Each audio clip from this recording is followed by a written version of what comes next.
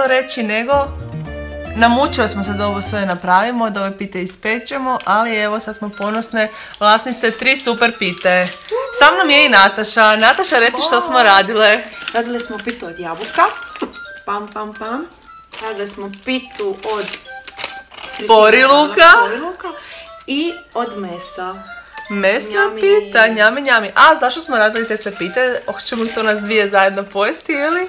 Ne, idemo u goste, zato se moramo požuriti i trči. Trči, a kakve su pite saznaćemo za nekoliko sekundi.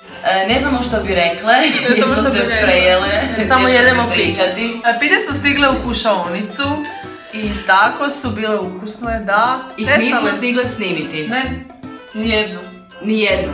Imamo ovdje još neke ostatke, pa ćemo ih sada kušati. Tko će prvi? Nataša, mogla biti, ti si nam nova gošća u kušaonici. Ajde, pravo.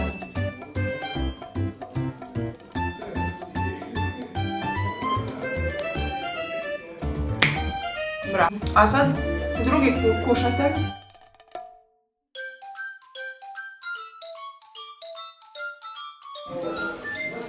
Divno.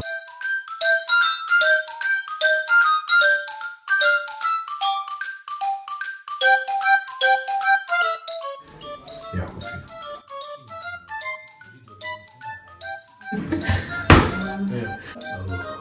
Ne može biti loše.